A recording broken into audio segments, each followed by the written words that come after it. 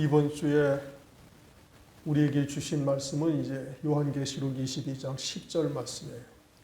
제목을 그 행하는 대로 그대로 두라. 이렇게 말씀을 하셔요. 불의한 자는 불의한 대로 그대로 두려는 것이고, 더러운 자는 그냥 더러운 대로 두라요. 의로운 자, 거룩한 자는 더욱 의롭고 거룩하게 되도록 그대로 두라. 이 말씀이 어찌 보면은 하나님은 사랑이시다. 하나님은 모든 하나님의 백성들이 다 회개하고 돌이켜서 구원받기를 원하신다. 베드로후서 3장 9절을 보면 그렇게 말씀하시잖아요. 하나님께서 이렇게 오래 참으시는 것은 주님이 더디 오시는 것이 아니라 주님께서 참고 계시는 것이고, 그것은 모든 하나님의 백성들이 다 구원에 이르기를, 회개하여 구원에 이르기를 하나님께서 원하시기 때문이다. 그런데 오늘 말씀은 그냥 불의한 자는 불의한 대로 두고, 더러운 자는 그냥 더러운 대로 두고, 의로운 자는 의로운 대로 그러기를 행하라, 행하도록 그대로 두라, 이렇게 말씀을 하셔요. 그러니까 하나님은 사랑이시고 하나님은 모든 자들이 다 회개하고 돌이켜서 구원받기를 원하신다고 이렇게 말씀을 하시는데, 오늘 말씀은 그러한 하나님의 말씀에 뭔가 좀 배치되는 것이 아닌가, 서로 충돌되는 것이 아닌가, 이제 이렇게 우리가 생각을 해볼 수가 있어요. 그런데 이제 성경을 한 군데 찾아보십시오. 마태복음 12장을 한번 보시죠.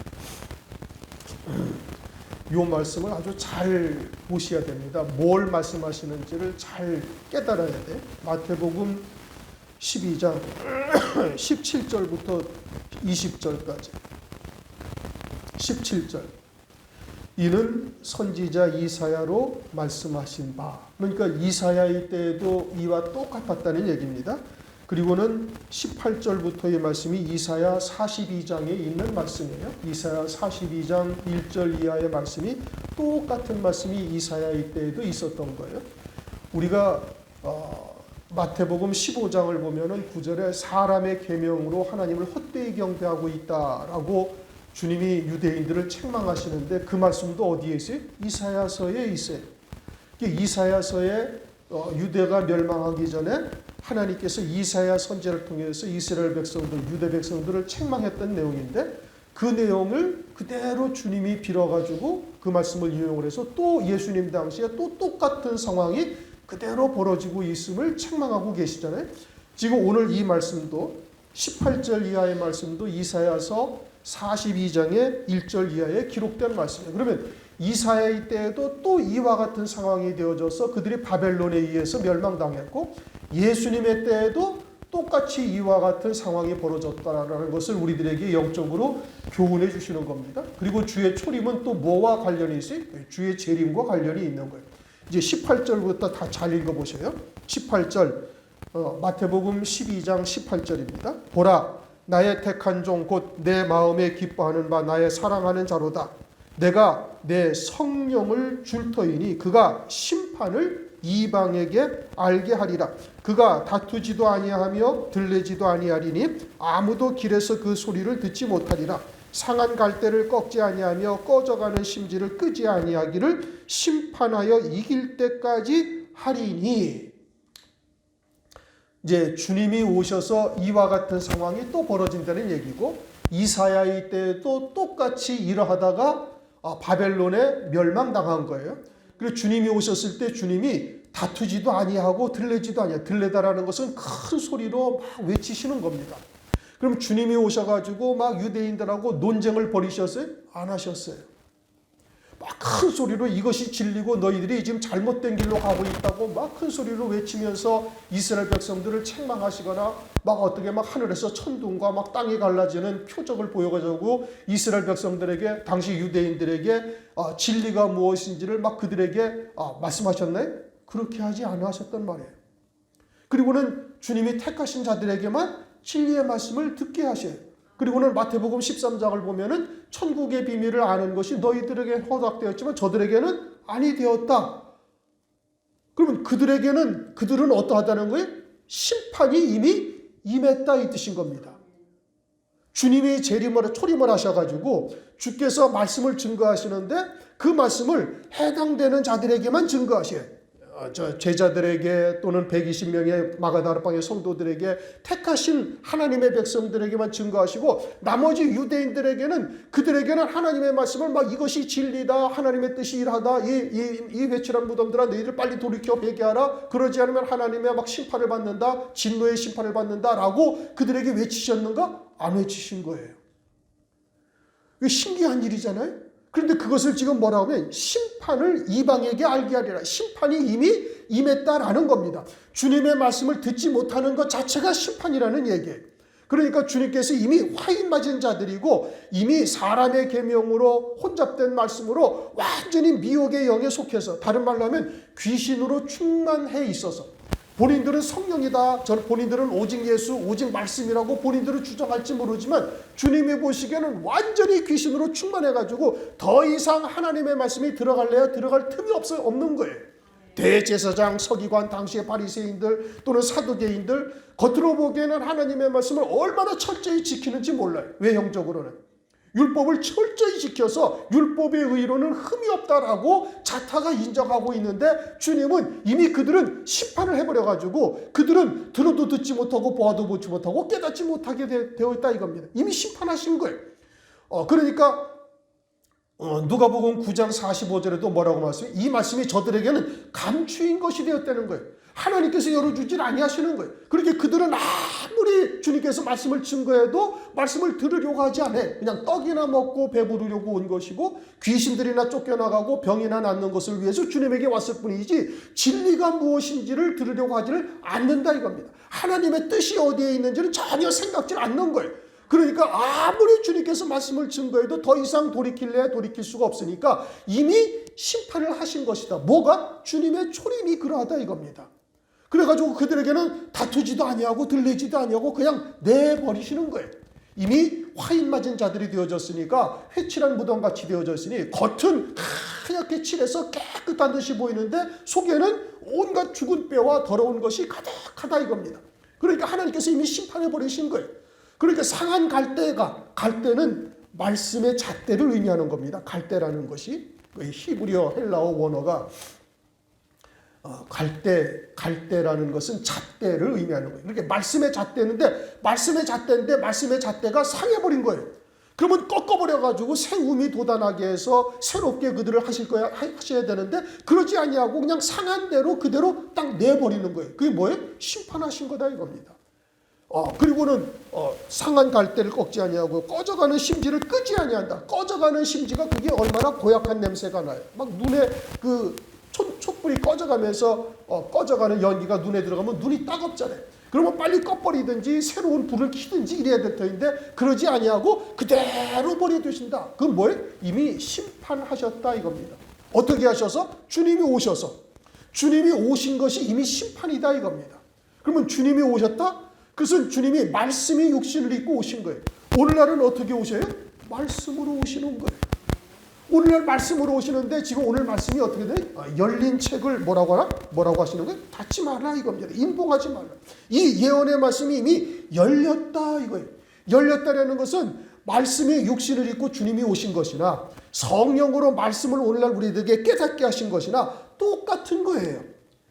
나중에 주님이 오셨을 때는 그때는 이미 그 심판을 갖다가 아주 적나라하게 그대로 다 드러내시는 것이지 이미 하나님의 말씀이 인봉되었던 말씀이 지금 오늘날 우리들에게는 열린 책이 되어져서 이미 말씀이 우리에게 임하셨다는 것은 주님이 임하신 것과 다를 바가 없는 것이고 그것은 이미 심판을 하신 것이다 이겁니다. 죄악이 관영했기 때문에 주님께서 이미 심판을 하셨다는 거예요. 그러니까 마치 유대인들을 적극적으로 설득하고 하나님의 뜻을 전파하셔서 그들을 막 살리시고 그들을 일으키셔야 할 텐데 그러지 아니하시는 거예요. 그 이유는 뭐예요? 이미 심판을 하셨다 이겁니다. 오늘날 우리들에게는 하나님의 말씀이 이미 열려 있잖아요. 하나님의 말씀이 열린 것은 말씀이 임하신 것이고 그것은 주님의 초림하신 것과 같이 주님이 임하신 것과 다를 바가 하나도 없는 일이에요. 그러니까 이제 이미 심판하실 때 죄악의 관영에서 이미 주님께서 심판을 하셨으니 이제는 그냥 불의한 자는 그냥 불의한 대로 그대로 두라 이거예요. 의로운 자는 그냥 의로운 대로 두라는 거예요. 이게 아주 엄청나게 무서운 말씀인 겁니다. 심각하게 우리가 하나님의 말씀을 받아들여야 되는 거예요. 장차 적그리스도가 등장하면은 또 거짓 선지자가 등장하고 음녀가 등장하게 되어지면 그들의 말에 의해서 그때 실족되고 그때 타락하는 것이 아니고 이미 화인 맞은 자들을 그때 짐승표를 통해서 완전히 죄악이 관영한 자들이다, 화인 맞은 자들이다라는 것을 딱 확증하는 것이지, 그들이 등장을 했을 때 그때서야 짐승표를 받고 타락을 하고 실족을 하고 배도하는 일이 벌어지느냐? 그게 아니라니까요. 이미 적그리스도의 영, 미혹의 영은 이미 활동을 하고 있고 그들은 그와 같은 거짓말을 진리처럼 쫓아 살고 있는 거예요. 진리의 사랑을 외면한 자들이에요. 데살로니가 후서 2장 9절 이하에 말씀하고 있잖아요. 진리의 사랑을 외면한 자들에게 하나님께서 유혹을 저들에게 역사하게 하셔서, 누가? 하나님이. 왜? 진리를 받아들이질 아니하니까. 진리를 받아들이질 않으니까 유혹을 저들에게 역사하게 하셔서 거짓 것을 믿게 하신다는 거예요. 누가? 하나님께서. 왜? 그 중심이 하나님의 성령으로 말미암아 이루신 하나님의 그러한 은혜를 완전히 저버리고 육으로 치우치고 세상으로 치우치고 마귀의 미혹의 역사를 하나님의 말씀보다 훨씬 더 즐거워하고 좋아하고 그것을 쫓고 있으니까 하나님께서 아예 그들을 갖다가 화인 맞은 자들로 이미 심판을 하신 것이다 라고 말씀하고 있는 겁니다. 그러므로 10절 말씀하시기를 또 내게 말하되 이 책의 예언의 말씀을 인봉하지 말라. 봉함된 말씀이었죠. 다니엘서 12장 4절 이 책의 말씀을 마지막 때까지 봉함하라. 그러면 마지막 때는 어떻게 한다는 거예요? 마지막 때는 열린다는 얘기예요. 다니엘서 12장에 말씀하셨어요. 이 마지막 때까지 이 책을 봉함하라. 그 말을 뒤집으면 어떤 뜻이 담겨져 있냐면 마지막 때에는 이 말씀이 열릴 것이다 라는 얘기예요. 그리고 오늘날 우리가 요한계시록의 말씀을 우리가 이미 이제 상고하고 아는 바와 같이 하나님의 말씀이 정확하게 요한계시록이 스스로 하나님의 말씀인 것을, 진리가 무엇이라는 것을 스스로 입증을 하시는 거예요. 요한계시록에서 해답이 다 나오는 거예요. 그러면 이미 열려진 거예요. 그것은 감추인 것이 드러난 것이고, 그것은 아모스서 3장 7절 말씀처럼 하나님께서 하나님의 일을 행하시기 전에 자기의 종들에게 다 알리시고 행하신다. 그래서 창세기 18장에도 보면은 소돔성을 유황과 불로 멸하시기 전에 선지자인 아브라함에게 알려주시잖아요. 그러니까 하나님께서 그 일을 행하시기 전에 선지자들을 통해 그와 같은 하나님의 뜻을 온전히 알려주시는데 이미 이제 이와 같이 요한계시록의 말씀을 통해서 우리가 말세에 이루어질 일들을 우리가 보고 있어요. 더 나아가서 이제는 무화과 나무의 비유도 우리에게 이미 다 알리신 바 되어져 있고 이 세대가 지나가기 전에 이 일이 이루리라 하신 이와 같은 때가 이미 지났다라는 것을 온 세상에 하나님이 다 공포해 버리신 겁니다. 성경을 조금만 영적인 감각을 가지고 성경을 보게 되어지면은 75년 만에 이스라엘이 독립한 지 75년 만에 이 어마어마한 전쟁이 벌어져가지고 지금도 계속되고 있잖아요. 나오면서 잠깐 뉴스를 보니까 이란이 이스라엘에게 이제 공격을 한 거예요. 드론으로. 공군 기지에다가 공격을 했는데 이제 전쟁이 더 확산되어져 갈 양상까지 보이고 있는 것이죠. 그러니까 이스라엘과 온 아랍권이 지금 서로 대적하는 이 이상한 현상들이 벌어지는 것이고, 여러분들도 아시다시피 이스라엘이 이번에 전쟁을 하면서 민간인들이 아주 대량으로 죽었잖아요. 3만여 명 이상이 지금 현재 죽었다고 그래가지고 전 세계 국제사회가 다 비난을 하고 있어요. 심지어는 아주 최고의 후원자인 미국까지도 그 가자지구에 있는 민간인의 희생에 대해서 보다 더 정밀한 타격과 정밀한 전쟁을 하지 못하는 것에 대해서 상당한 비난을 지금 하고 있는 것이 실상이에요. 유럽 쪽도 마찬가지고. 그러니까 이와 같이 이스라엘이 점점 외톨이가 되어져 가고 있는 이 형상이 뭘 말하는가? 나중에 적그리스도가 등장하면은 한 일의 언약을 누구하고 맺어요? 이스라엘하고 맺는 거예요. 이스라엘이 이와 같이 점점 세계적으로 외톨이가 되어져 가는 상황에서 적그리스도가 등장을 했을 때 이스라엘과 7년 평화조약, 한일의 언약을 맺게 됨으로써 7년 환란이 시작되고 있는 거거든요. 그러니까 전 세계가 지금 이와 같은 상황들이 그런 쪽으로 한 걸음씩 아주 필연적으로, 뭐 우연히 어느 날 갑자기 빵 터지고 이것이 아니라 아주 필연적으로 자연스럽게 이와 같은 환경이 조성되어져 가고 있다라는 것을 알 수가 있다 이겁니다. 필리핀에 있는 한 선교사가 왔다가 지난주 초에 이제 같이 식사를 하면서 이야기를 하면서 제가 그 얘기를 했어요. 무화과 나무의 비유를 통해서 이것이 지금 첫 번째 닭이 울은 소리다. 첫 번째 닭이 성경에 어디에 나와 있지 않아. 그러나 두 번째 닭이 울었을 때 그 소리를 듣는다는 것은 3번 부인하고 난 이후의 사건인 것이고, 그러면 3번 부인하고 난 이후에 주님을 맞이하는 것이 뭐냐? 그건 주의 재림이다. 큰 나팔 소리와 함께 주님이 재림하시는 것이고, 3번 부인하는 것은 한때, 두때, 반때에 3번 순교할 기회에 그리스도를 부인하고 그 육신의 목숨을 부지하고 있다가 재림하실 그리스도를 대적하는 자리에서 맞이하는 거다. 그때는 이미 늦은 거다. 첫 번째 닭이 뭐냐? 그건 지금 이것이 첫 번째 닭이 울은 소리다. 한 세대가 지나갔음을 온 세상에 다 아는 그리스도인이든 그리스도인이 아닌 자든 모든 사람들에게 다 알게 하신 거예요. 그러니까 어느 누구도 그리스도인들이 나는 그걸 몰랐습니다라고 핑계댈 수가 없다. 왜냐? 지금 성경에 한 세대가 70년 내지 80년이라는 것을 시편에서 이사야서에서 에레미야서에서 계속해서 말씀하고 있지 아니한가? 그리고서 아주 정확하게 70년과 80년의 딱 중간인 75년에 이 전쟁이 딱 발발하게 해가지고 한 세대가 완전히 지나갔다라는 것을 온 세상에 공포한 것이고, 이것은 목사라면 성경을 몇 번은 읽었을 거 아니에요? 그러면은 그런 성경 구절을 통해서 이것이 지금 심각한 하나님의 계시다, 표적이다, 시대의 표적이라는 걸 알 수가 있을 터인데, 그렇게 설교하는, 또 그렇게 경각심을 갖고 경고하는 목사들이 과연 몇 명이나 될 것인가? 별로 없는 거예요. 그러니까 나중에 하나님 앞에 갔을 때 이와 같은 것에 대해서는 변명의 여지가 없게 지금 온 세상이 다 알게 하신 것이다 이겁니다. 이제는 그저 잠깐 더디 오시는 요 잠깐의 시간만 남아있을 뿐이고, 그것이 무슨 30년 50년 이렇게 갈 것이냐? 절대 그렇게 가지 않는다 이겁니다. 그러면 이것이 얼마나 심각한 때를 우리가 살고 있는지를 우리가 알아야 되는 거예요.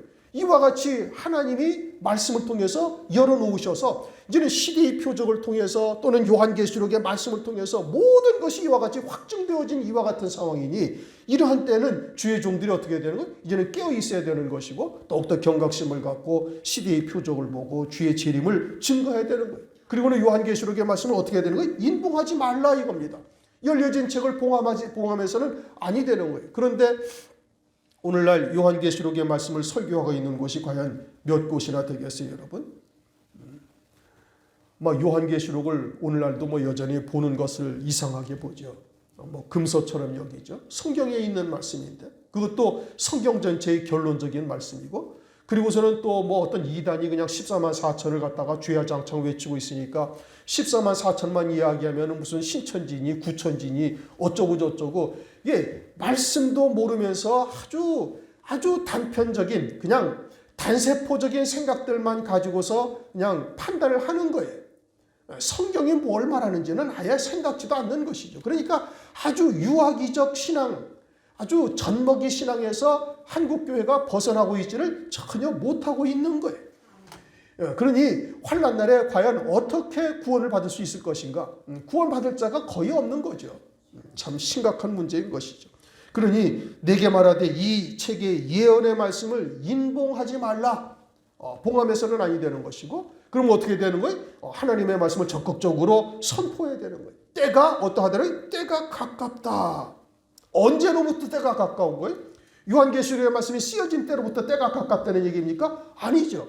언제로부터? 열려진 때로부터. 왜? 열려진 때라는 것은 말씀이 임하신 것이요. 말씀이 임하신 것은 곧 주님의 초림하셔서 이미 심판을 선포하는 것과 다를 바가 하나도 없다 이겁니다. 오늘날 얼마나 심각한 시대냐라는 것을 우리라도 아주 깊이 깨닫고 명심하셔야 됩니다. 아유, 설마 그럴 리가 있겠어? 그렇게 생각하시다가는 아주 큰 일을 겪게 되어질 것이고, 알면서도 짐승표를 받을 수밖에 없는 상황들이 우리 앞에 전개되는 겁니다. 이거는 참으로 기가 막힐 일이 벌어지는 것이죠. 모르고서라도 당하면은 뭐 모르고서 당할 수가 있죠. 근데 알고서도 당한다면은 이것처럼 통탄할 일이 없다 이겁니다. 그러기 위해서는 어떻게 해야 돼? 이제부터라도 아주 심각한 말씀으로 심각하게 받아들이고 그날을 위해서 아주 준비해야 되는 겁니다. 땅에서 온전히 끊어진 자가 되어야 될 뿐 아니라 이러한 말씀이 생명이 되기까지 부단히 자기를 복종시켜 나가야 되는 겁니다. 11절 불의를 하는 자는 그대로 불의를 하게 하고 더러운 자는 그대로 더럽고 의로운 자는 그대로 의를 행하고 거룩한 자는 그대로 거룩되게 하라. 이 참 엄청 무서운 말씀이죠. 그대로 두라는 겁니다. 이러한 하나님의 진리의 말씀을 증거해도 외면하고 또는 대적하고 회방하는 자 그대로 두라는 거예요. 그럼 불의라는 것은 의를 부정하는 겁니다. 그렇잖아요? 문자적인 의미가 의를 부정. 의가 누군데? 예수 그리스도. 진리의 말씀. 초림하신 예수 그리스도가 아니라 이제는 때에 따른 말씀이니 재림하실 그리스도. 이것을 부정하는 거예요. 그러니까 재림하실 그리스도에 대한 말씀을 증거하면 전혀 받아들이질 아니하고 도리어 이단시하고 외면하고 대적하고 비방하는 겁니다. 이러한 예언의 말씀을 영적인 귀로 들어야 될 터인데 전혀 영적인 귀가 열려져 있지 않으니까 할례받지를 못한 것이죠. 마음이 할례받지를 못한 거예요. 여전히 육으로 살고 있으니까 육신에 속한 말들이 훨씬 더 솔깃하고 마음이 끌리고 공감이 되고 그러니까 생활교훈 같은 혼잡된 말씀 그냥 초등학문이죠. 세상의 초등학문. 세상이나 교회나 별반 다르지 않은 말들을 지금 대부분 교회에서 증거하고 있는 겁니다. 그것도 하나님의 말씀을 빙자해서 하고 있어요. 그런데 성도들은 그것을 분별할 수 있는가? 분별을 못하는 거예요. 그냥 좋은 말씀이야. 맞아. 우리가 착하게 살아야지. 서로 사랑해야지. 아니요. 하나님의 말씀이 무엇인지를 전혀 깨닫고 있지를 못하는 겁니다. 성경에서 말씀하시는 선과 또 세상에서 말하는 선 이것이 같으냐? 아니란 말씀이에요. 도적질하지 말라니까 그냥 남의 물건 도적질하지 말라는 것이냐? 아니란 말씀이에요. 살인하지 말라니까 칼로 찔러 죽이지 말라는 것이냐? 아니라니까요. 그러니까 성경에 주님께서 다시 산상보훈에서 살인죄가 무엇인지 간음죄가 무엇인지 복이 무엇인지 기도가 뭔지 맹세가 뭔지 금식이 무엇인지 다시 온전한 하나님의 뜻이 무엇인지를 설명해 주시는 거예요. 요한일서 2장 7절 8절에 말씀하고 있잖아요. 이제는 참빛이 비춰져서 옛 계명 그대로에 대해 이제는 예수 안에서 온전한 새로운 계명으로 우리가 깨달아야 될 것을 말씀하고 있는 거예요. 그런데 여전히 모세 얼굴에 수건이 덮여져 있듯이 지금도 예수 안에서 벗겨져야 되는데 그 수건이 여전히 그 수건을 가리고 있어야 할 정도가 되고 있다 이겁니다. 그러니까 말씀이 무엇을 의미하는지를 깨닫지를 못하는 겁니다. 제가 한기부라는 한국 기독교 보수교단 협의회라는 데서 이제 사무총장을 하고 있어요. 그러니까 이제 대표 회장이 지난달부터 저보고 이제 회의를 하기 전에 앞서 예배를 드리는데 설교를 하라는 거예요. 그래서 제가 어떤 말씀이 있는지를 이제 한번 보겠다 이거죠. 그래가지고 지금 3월달부터 4월달까지 지금 설교를 하고 있어요. 그러면은 설교를 하면은 최소한도 목사들이니까 하나님의 말씀에 깊은 조예가 있을 거 아니겠어요? 목사들이 한 5명 앉아서 예배를 드리는데 그럼 그 정도의 목회 경력이 뭐 한 40년, 30년 넘고 40년, 뭐 70세가 넘었으니까 한 40여 년쯤 됐으니까 그 정도 됐으면은 하나님의 말씀에 대한 깊은 조예가 있어야 될 것이고 하나님의 말씀에 그런 영적인 감각도 또한 있어야 될 것이고 성령 안에 있는 사람이라면 당연히 그래야 되는 것이죠. 못 알아들어요. 뭔 소리를 하는지를 알아듣지를 못하고 앉아있는 거예요. 그러니까 설교하고 나면 그냥 분위기가 싸해져요. 썰렁하죠. 뭐 은혜 받았습니다. 말씀이 그렇군요. 어쩌고저쩌고 한마디도 말을 못 듣는 거예요. 지금 2달째 지금 해가하고 있는데 우리나라 교계 실상이 다 그러하는 거예요. 그냥 생활교훈과 같은 말씀으로 살고 있는 거예요. 그냥 사랑하고 선을 베풀고 용서하고 하나님은 그냥 좋으신 하나님이고 그렇게 목사들이 앉아서 기도하는데 좋으신 하나님 참 기가 막힌 노릇이죠. 성경적 단어와 성경의 뜻을 쫓아서 기도해야 될 터인데 그냥 자기가 원하는 하나님의 말씀을 취사 선택하고 앉아있는 겁니다. 취사 선택해서 자기가 보고 싶은 것만 보고 자기가 해석하고 싶은 대로 해석해서 그냥 금송아지를 각도로 새겨가지고 섬기듯이 오늘날 이로와 같은 하나님을 섬기고 앉아있는 거예요. 그러니까 진리가 무엇인지 말씀의 뜻이 무엇인지를 설교해줘도 알아듣지를 못하는 거예요. 시대의 표적이 무엇인지 무화과 나무의 비유를 얘기해줘도 못 알아들어요. 기가 막힌 노릇이잖아요. 그러니 성도들은 어떠하겠는가? 뭐 더 말할 나위가 없는 것이죠. 그렇게 불의한 자는 어떠하냐면 그냥 그대로 두라 이겁니다. 하나님의 의가 아닌 것을 쫓고 있는 자들은 그대로 두라. 진리가 무엇인지를 모르니 때에 따른 말씀은 어떻게 알아들을 수가 있겠어요? 이건 뭐 더 기가 막힌 노릇이죠. 최소한도 진리가 무엇인가는 알아야 때에 따른 말씀을 갖다가 찾아갈 수가 있을 터인데 진리 자체도 모르니까 완전히 그냥 혼잡된 말씀, 쑥물이죠. 그러니까 그런 것만 먹고 살았으니까 아무리 참된 생수가 무엇인지를 먹여줘도 이게 생수인지 쑥물인지 혼합된 물인지 흙탕물인지 분별도 못하고 있다 이겁니다. 에스겔서 8장을 보면은 유다 성전에서 예배를 드리는데 온갖 곤충들을 벽에다 그려놓고 그 앞에서 절해. 어떤 사람은 태양신을 향해서 동쪽을 향해 절하고 있어요. 어디에서? 성전 안에서 그런다니까요. 자신들은 하나님을 섬기는 거예요.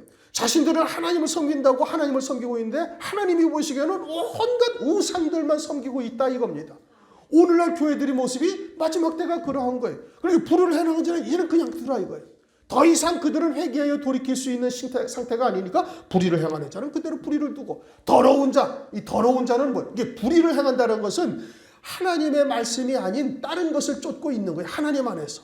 더러운 자는 이 마태복음 15장 18절에 말씀하고 있잖아요. 사람의 마음에서 나오는 것이 이것이야말로 사람을 더럽게 한다. 그러니까 사람의 사상, 그것을 성경에서 구체적으로 바리새인의 누룩, 사두개인의 누룩을 말하고 있죠. 바리새인의 누룩은 뭐예요? 이게 생활교훈과 같이 바뀌어진 거예요. 그저 행복한 가정을 어떻게 하면 우리가 꾸려나갈 수가 있는가? 세상에서 어떻게 훌륭한 인품을 가진 자가 될 것인가? 이와 같이 그저 삶의 교훈으로 하나님의 말씀을 바꿔버린 거예요. 삶의 교훈을 위해서 예수님이 십자가 위에서 피 흘려 그 어마어마한 고통을 당하시고 죽으셨나요? 그게 아니라니까요. 성경은 뭘 위해서 기록하셨다고? 영생을 위해서 기록해 놓으신 거예요. 그리고 교회는 누가 교인이에요? 세례받은 자, 거듭난 자. 그러니까 하나님의 나라가 무엇인지를 비로소 깨닫는 자여야 비로소 교인이 되는 거예요. 그런데 영으로 사는 자가 아니라 전부 다 육으로 살고 있는 거예요. 이게 육신의 귀를 즐겁게 해주고 그렇게 마지막 때가 되어지면 진리를 외면하고 어떻게 된다고요? 자기의 귀를 즐겁게 해주는 스승들을 많이 둔다는 거예요. 오늘날 말씀처럼 TV, 인터넷으로 온갖 설교 방송들을 아무 때라도 들을 수 있어요. 그러니까 자기가 원하는 목사들을 갖다가 몇 명 선별해가지고 그들이 주일날 설교하는 이야기를 다 듣습니다. 이 스승을 많이 두는 거예요. 그래서 자기들이 원하는 소리를 듣기를 원하는 거예요. 이것이 마지막 때에 대한 하나님의 징조라니까요. 말세에 그래. 디모데후서에 말씀하죠. 말세가 이르리니 그때는 자긍하고 돈을 사랑하고 그리고는 어떻게 한다는 거예요? 이 듣기 원하는 말을 찾아 돌아다니면서 듣는다 이겁니다. 이 마지막 때가 되어진 거죠. 이게 더러운 겁니다. 사람의 소리를 듣는 것. 그게 더러운 자들은 어떠하다? 그대로 두라 이겁니다. 철학, 삼강오륜과 같은 이와 같은 말씀, 이런 것들은 다 그대로 두라. 그러니까 요한일서 4장 5절 6절에 뭐라고 하세요? 저희는 세상에 속한 거로 세상에 속한 말을 하며 세상도 저희 말을 듣느니라. 진리의 영과 미혹의 영을 이로써 안다 이거예요. 그러니까 목사가 설교하는 내용을 세상 사람들도 다 즐겨 들을 수 있고 좋은 말씀입니다 라고 수긍할 수 있는 이와 같은 이야기라면 그것은 이미 세상에 속한 말이요 그것은 미혹의 영, 귀신의 영, 마귀에게 속한 자다라고 성경은 딱 결론을 내려요. 세상의 초등학문이나 철학을 쫓는 것은 그것은 그리스도를 쫓는 것이 아니니라. 아니 성경에서 아주 정확하게 딱 아주 더 이상 변명의 여지가 없도록 성경에서 말씀을 하고 있는 거예요. 그런데도 본인들은 이게 뭔 말인지를 모르는 거예요. 이게 그리스도를 쫓는 것이 아니라는 것을 깨닫지를 못하는 거예요. 그리고서는 온갖 세상의 유명한 자들의 말이라고 빙자해가지고 하나님의 말씀과 섞어서 혼잡되게 한다 이겁니다. 그건 다른 예수, 다른 영, 다른 복음인 겁니다. 장차 적그리스도 거짓 선자가 등장하면은 반드시 사랑과 평화를 외칩니다. 그리고는 이제 마귀의 지혜를 받아서 혼란에 빠진 이 세상을 마치 구원할 구원자처럼 보이는 거예요. 여러분들은 어떻게 뉴스나 이런 거를 들으시는지를 모르겠습니다만, 얼마 전에 인터넷 뉴스에서 제가 한 며칠 졌어요. 이런 뉴스를 봤어요. 미국의 달러가 이제 휴지 조각이 될 수 있을 확률이 점점 커지는 거예요. 왜냐? 미국의 국가 채권이 100일마다 1조 달러씩 늘어난다는 겁니다. 1조 달러라면 얼마가 되는 것이 아세요, 여러분? 우리나라의 1년 예산의 2배, 3배 가까이, 2배 이상이 되는 거예요. 우리나라 전체를 움직이는 돈의 2배 가까이 된다 이겁니다. 그런데 그것이 미국이 100일마다 1조 달러씩 늘어가요. 그러니까 지금 수천 조의 달러를 국가가 채무를 안고 있어요. 그러면서 그 이자를 계속 나라가 부담해 나가고 있는데 수천 조의 달러의 이자의 부담을 해마다 이자를 부담해 가고 있어요. 그럼 어떻게 그것을 감당하느냐? 세수가 그만큼 되지 않는데 어떻게 채무는 계속 100일마다 1조 달러씩 늘어가는데 그 채무를 어떻게 돈을 찍어내는 거예요. 지네들은 달러가 자기네들이 국가화폐니까 마구 찍어내는 거예요. 그러면 여러분 아르헨티나가 왜 국가가 부도가 났는지 아셔요? 아르헨티나 대통령이 새로 바뀌었잖아요. 나라가 막 1년에 인플레이션이 막 1000% 몇백 프로 막 이렇게 뛰는 거예요. 오늘 가고 내일 가면은 물건 가격이 틀려요. 막 내일은 막 배로 뛰고 막 이러는 거예요. 달러의 화폐가 막 그냥 가치가 없어 종이 조각이 돼버리는 거예요. 왜 그렇게 돼? 달러를 그냥 자기네들 화폐를 마구 찍어내니까. 우리나라도 돈을 마구 찍어내면 어떻게 되겠어요? 나라 망하는 거예요. 경제가 깨져버리는 거예요. 그런데 미국은 이 달러가 전 세계의 기축통화입니다. 어려운 단어인데 전 세계 85%가 달러로 결제가 돼요. 그러니까 전 세계 화폐가 되어졌으니까 뭐 1조 달러, 2조 달러씩 더 찍어내고 나라가 채권이 늘어나고 그것을 달러를 또 찍어서 빚을 갚아도 표시가 안 나는 거예요. 그리고 그 달러가 무너지면 전 세계 경제가 다 무너지는 거예요. 유로화 또는 위안화 또는 일본의 또는 엔화 이런 것이 다 무너져버리는 거예요. 왜요? 세계의 기축통화가 이 기준이 지금 달러로 되어져 있으니까 달러가 무너지면 전 세계가 무너지니까 서로들 그렇게 되지 않도록 위해서 각자가 다 지금 힘을 쓰고 있는 거예요. 온 세상이.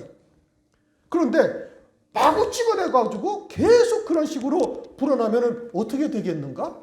그건 달러가 휴지 조각이 되는 겁니다. 이것은 경제학자들이 다 예견하고 있는 일에 언젠가는 그렇게 되는 거예요.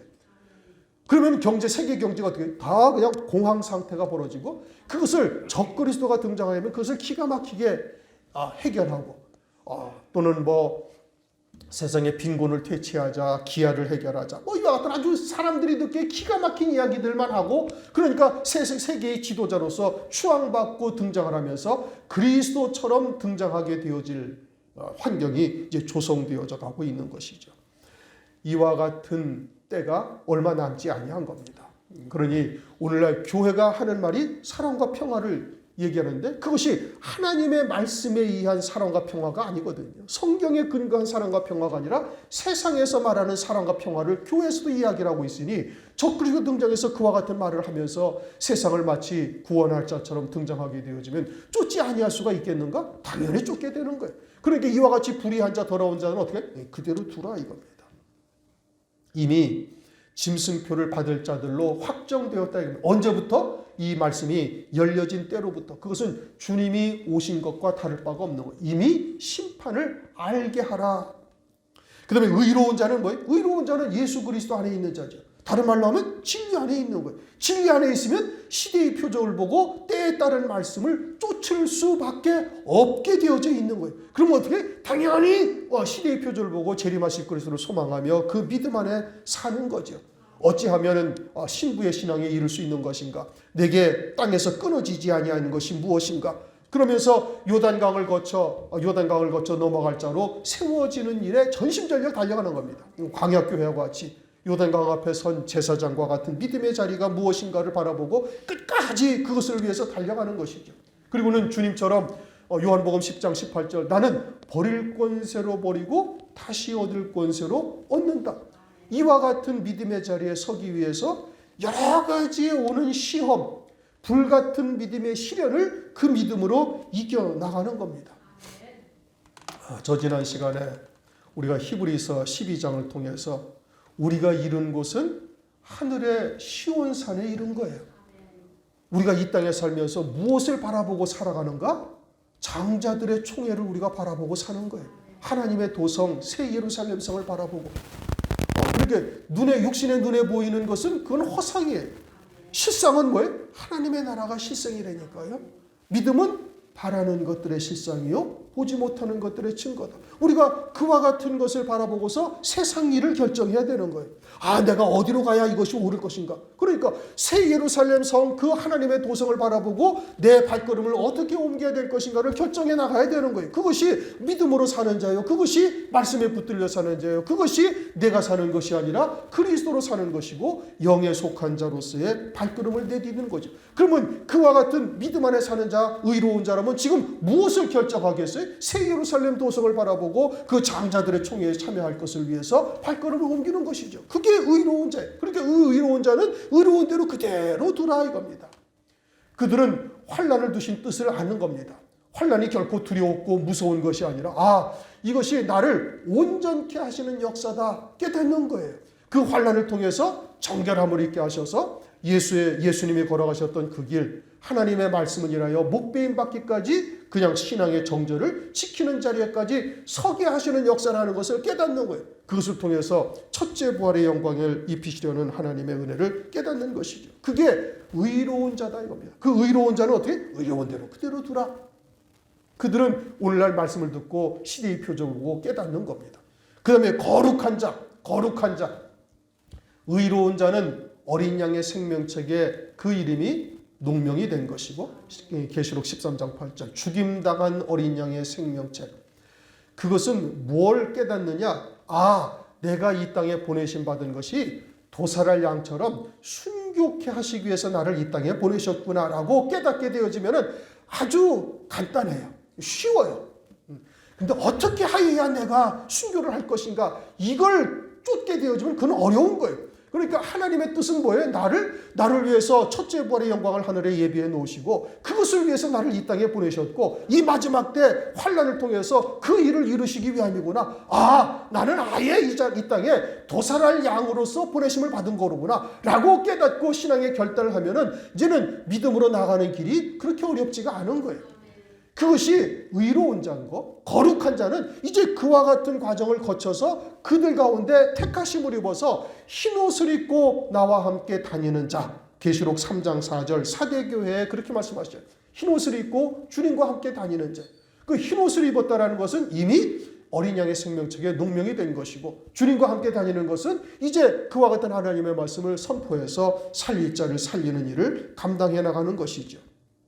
그들은 두 증인이요 14만 4천의 종들에 해당되는 자들이 거룩한 자들이죠. 살아계신 하나님을 이마에 맞은 종들인 겁니다. 그러니까 계시록 11장을 가면은 두 증인이 성전과 제단 안에서 경배하는 자들을 청량하고 성전 밖 마당은 그냥 둬라. 그건 이방인에게 주었으니 이방인들이 짓밟을 것이다 라고 말씀하셔요. 성전이라는 것은 지성소를 의미하는 겁니다. 그건 주님과 함께 동행하는 자죠. 제단 안에 있는 자는 순교의 신앙의 선자예요. 제단은 제물의 피를 흘려서 거기다 화제로 드리는 곳이 제단이잖아요. 그러니까 제단 안에 있다라는 것은 순교의 신앙에 섰다는 선 신앙인 것이고 성전 안에 있는 자는 지성소에 있는 자를 말하는 것이죠. 이와 같이 의로운 자와 거룩한 자, 그들은 계속해서 그 의를 행하고 거룩한 자는 거룩한 대로 그대로 하나님께서 두라. 이제는 그 때가 다 되었다. 망하는 자는 망하는 대로 두고 구원받을 자는 구원받을 자로 서라고 말씀하시는 겁니다. 이미 죄악이 관영하니 하나님께서 이미 심판을 하신 것이고 그 심판을 확정하는 것이 환난일 뿐이에요. 그러니까 이미 적그리스도의 영이 활동하고 있는 것이고 환난을 통해서는 그것을 구별하실 뿐이죠. 그런데 오늘날도 역시 마찬가지로 얼마 전에 어떤 목사 한기부에서 설교를 하는데 어떤 분이 여러분들이 소망하는 바가 뭐요? 주의 재림을 소망하고 있습니다. 그러니까 자기는 주님의 재림이 자신의 생애 때 온다면 자기 손에 장을 지지겠다고 그래요. 이 기가 막히잖아요. 누가 그러는 거예요? 목사가 그런 소리를 하고 앉아있다니까요. 설령 만약에 그렇게 오시지 아니할지라도 목사나 성도들은 산제사, 산제물로 드려지는 것은 그거는 누구에게나 성경에서 우리에게 요구하시는 바예요. 그리스도의 은혜를 받은 자라면 그것이 당연한 삶이에요. 그러면 주님이 오시든 오시지 아니든 중요한 것이 아니고, 그리고 그와 같이 주의 재림을 맞이할 신앙으로 살 수밖에 없는 거예요. 내 생에 주님이 오시리라고 생각을 하고 믿음으로 받고 그 믿음으로 살아가야 되는 것이 성도로서 당연한 것이에요. 그런데 목회자의 입에서 그런 소리가 나온다는 것은 그 성도들은 그건 말할 것도 없는 거예요. 그렇게 아예 주의 재림에 대해서 신경도 쓰질 않는 거죠. 그것은 시대의 표적이 무엇인지를 전혀 보고 있지를 못하다라는 뜻이 되는 거예요. 그러니 그와 같은 목회자 밑에 있는 성도들은 어떠하겠는가? 뭐 말할 필요도 없는 것이죠. 12절 뭐라고 말씀하시죠? 보라, 내가 속히 오리. 그리고 보라, 이제 영적인 시각을 가지고 시대의 표적을 보라는 얘기고, 그 시대의 표적이 이루어지면 주님은 어떻게 한다는 거예요? 그때로부터 속히 오신다는 거예요. 이 봉함된 책이 열려진 때로부터 주님은 속히 오리라고 말씀하고 있어요. 그런데 이제 이 말씀도 우리가 한번 깊이 생각을 해봐야 되는 것이죠. 주님은 지금 어디 계세요? 하나님 보좌 우편 영광 중에 계세요. 그러면 주님이 어떻게 말씀하셔야 돼요? 보라, 내가 속히 가리라고 말씀하셔야 되는데 그렇게 말씀하지 않냐고 어떻게 말씀하셨어요? 속히 오리라고 말씀하셔요. 그러니까 문맥상으로는 이 말씀이 어폐가 있는 거예요. 맞지가 않은 거죠. 그런데 성경은 주님이 하신 말씀이에요. 속히 오리라. 그럼 왜 오리라고 말씀하셨을까? 가리라고 말씀하지 아니하시고 오리라고 말씀하셨는가? 2장, 계시록 2장 3장을 보면 7 금초대 교회가 있잖아요. 7 금초대 교회 말씀하시면서 그 매 금초대 교회 말씀하실 그 끝부분에 뭐라고 말씀하시는 거 아니? 성령이 교회들에게 하시는 말씀을 귀 있는 자는 들을지어다. 누가 말씀하신다고요? 성령이 말씀하시는 거예요. 그러니까 예수께서 하시는 말씀을 우리 안에 성령이 내주하시는 성령이 그 예수께서 하시는 말씀을 받으셔가지고 성령께서 우리에게 이르시는 말씀이다, 이 뜻인 겁니다. 그렇게 성령으로 이르시는 말씀을 우리가 듣는 자가 되어지고 믿음으로 받는 자가 되어졌으면 성령께서 내주하시며 이르시는 말씀을 듣는 자에게는 로마서 8장 11절 예수를 죽은 자 가운데서 살리신 이의 영이 너희 안에 계시면 너희 죽을 몸도 다시 살리시리라. 에베소서 1장 13절 성령의 인치심을 받았느니라.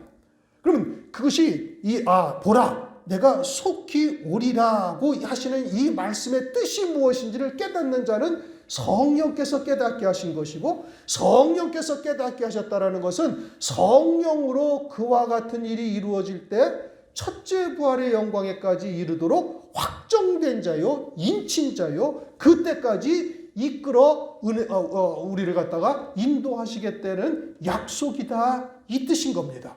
그러니까 보라, 내가 속히 오리니라는 이 말씀이 왜 이렇게 말씀하셨는지를 깨닫는 자가 되어졌으면은 그와 같이 성령으로 인치심을 받은 자니 그것은 이와 같은 부활의 영광에 이르게 되어질 자로 확정되어졌음을 말씀하고 있는 거예요.